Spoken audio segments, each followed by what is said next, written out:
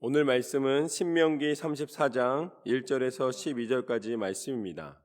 지혜의 영이 충만하더라 라는 제목으로 함께 나누겠습니다. 모세가 이제 애굽에서 하나님의 백성들을 이끌어내고 광야를 지나 가나안 땅 앞에까지 이르게 됩니다.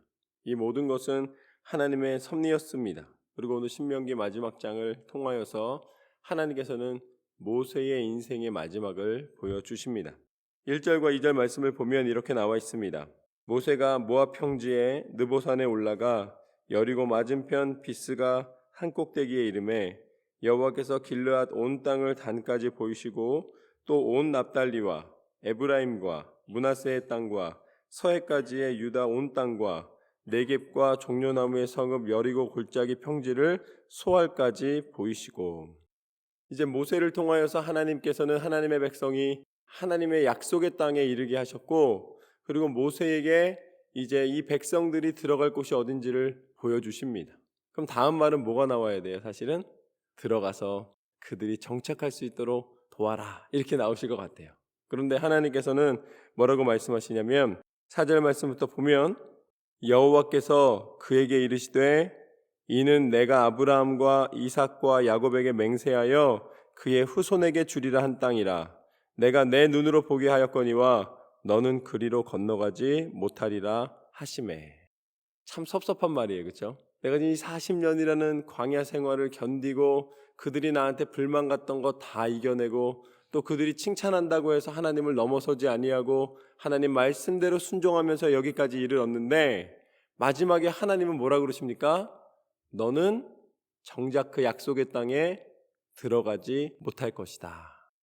모세 정도 되면은 하나님 제가 한 번 그 반석 쳤는데 한 번 하나님 명령 내리라 그러실 때에 하나님 그거 실수로 좀 봐주실 수도 있는 거 아니에요? 제가 그 두렵고 떨리는 가운데서 바로 앞에도 섰고 이방 민족과 전쟁도 치렀고 이 광야의 힘겨운 길을 이렇게 오랜 세월 동안 이 어리석은 무리들, 정말 때로는 하나님을 온전히 바라보지 못하는 이 백성들을 끌고 여기까지 왔는데, 이끌어서 여기까지 왔는데 하나님 어떻게 저한테 들어가지 못한다고 말하실 수가 있습니까?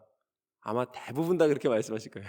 저 같아도 그랬을 것 같아요. 저 같아도 하나님 어떻게 바로 눈앞에다 놓고서는 정말로 정말 못 들어가는 거예요? 이렇게 물어볼 것 같아요. 제가 하도 미우시니까 잠깐 그렇게 말씀하신 거 아니에요? 아마 이렇게 얘기했을 거예요.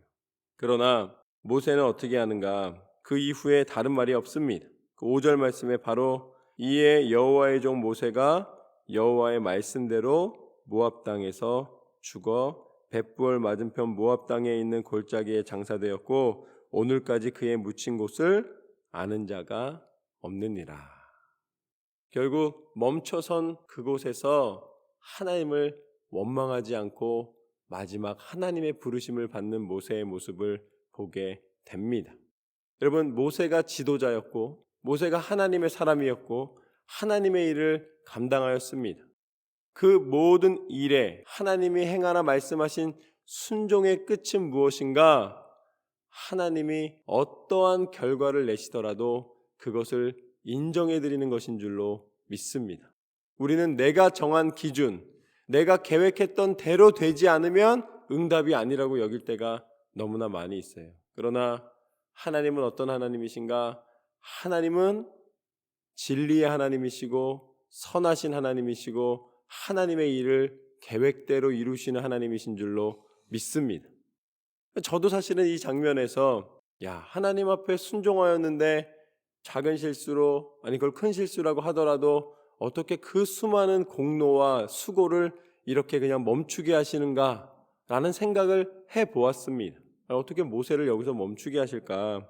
그런데 하나님이 그때 제 마음을 두드리시면서 가르쳐 주신 게 있어요. 그게 뭐냐면 7절 말씀부터 보면 이렇게 나와 있습니다.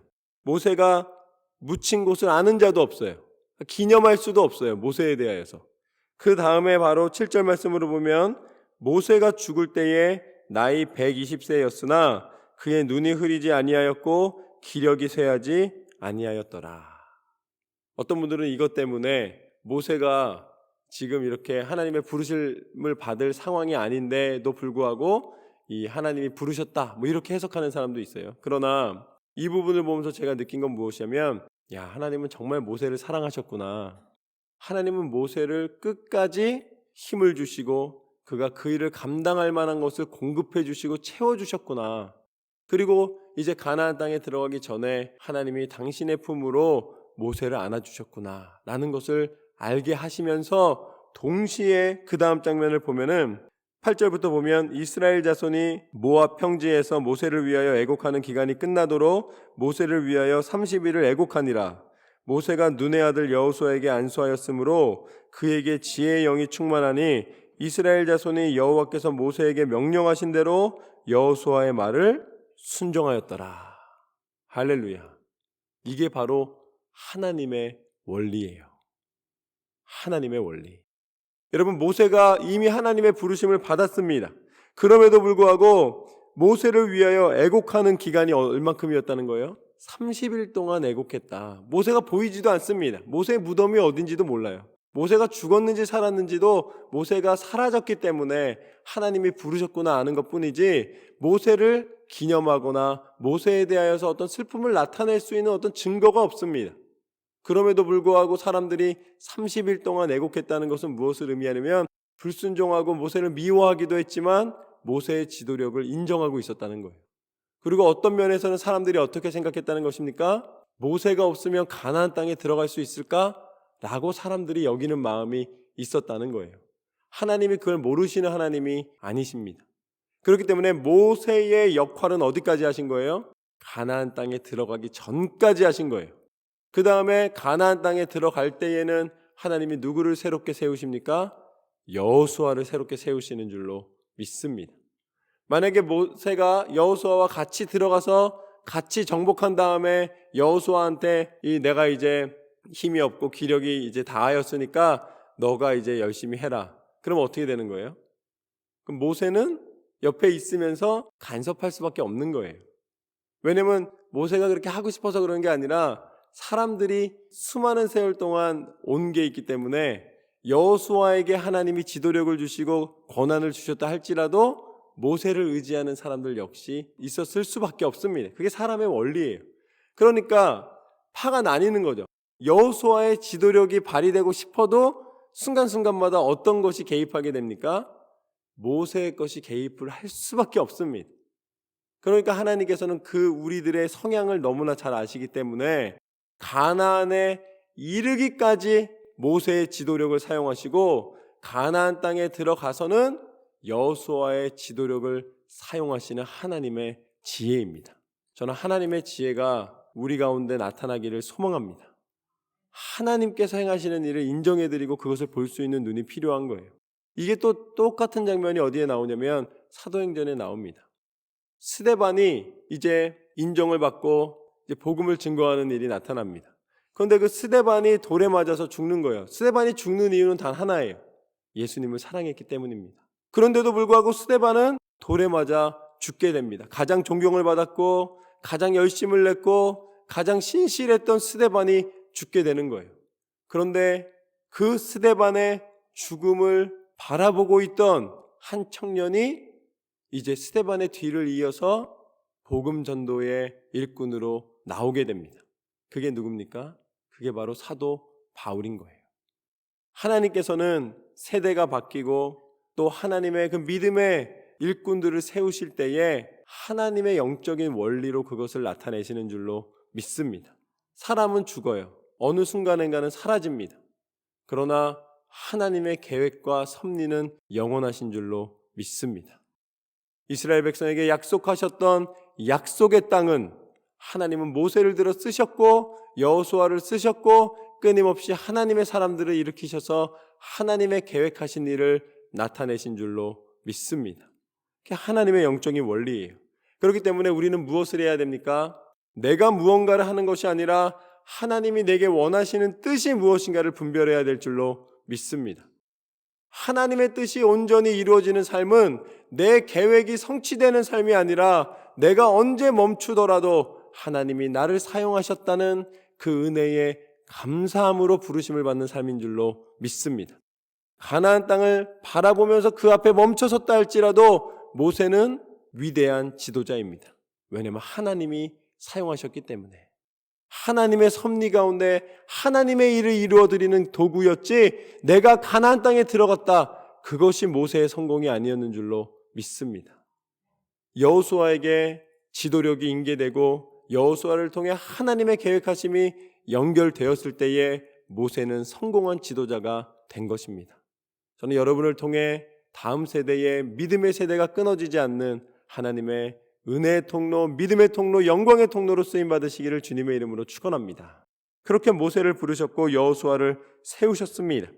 이제는 여호수아의 말에 순종하였다라고 오늘 말씀은 분명히 가르쳐주고 계십니다. 그 후에 이스라엘의 모세와 같은 선지자가 일어나지 못하였나니 모세는 여호와께서 대면하여 아시던 자요, 여호와께서 그를 애굽 땅에 보내사 바로와 그의 모든 신하와 그의 온 땅의 모든 이적과 기사와 모든 큰 권능과 위엄을 행하게 하심에 온 이스라엘의 목전에서 그것을 행한 자이더라. 오늘 이 말씀처럼 저는 여러분의 인생이 오늘 모세를 기억하신 하나님의 은혜가 나타나시는 삶이 되시기를 소망합니다. 내가 너를 기억하니 너는 하나님 앞에 순종하였던 사람이요, 용기 있던 사람이요, 하나님의 기적과 이사를 나타내던 사람이요, 하나님의 말씀의 능력을 의지하고 믿고 전하던 사람이라. 저는 여러분에게 하나님의 그러한 놀라운 축복과 은혜가 나타나기를 소망합니다. 하나님은 하나님의 사람이 하나님 앞에 순종한 기록을 통하여 하나님의 역사를 나타내십니다. 그 증거가 무엇인가? 그 증거가 바로 예수 그리스도의 십자가입니다. 예수님의 십자가는 무엇인가? 오늘 모세가 하나님 앞에 쓰임을 받았던 것처럼 예수 그리스도를 통하여서 이 모세의 지도력을 통해 하나님이 나타내신 것인데, 예수 그리스도를 통하여서 하나님의 일을 행하신 줄로 믿습니다. 십자가에 달려 죽으심으로 말미암아 이 땅의 모든 죽음의 권세를 무너뜨리시고 부활과 생명의 은혜를 보이시고 나타내시고 허락해 주신 줄로 믿습니다. 이제는 하나님 우편에 앉아 계십니다. 그러면서 예수님이 하나님 우편에 가시고 우리한테 무엇을 보내주셨어요? 성령 하나님을 보내주신 줄로 믿습니다.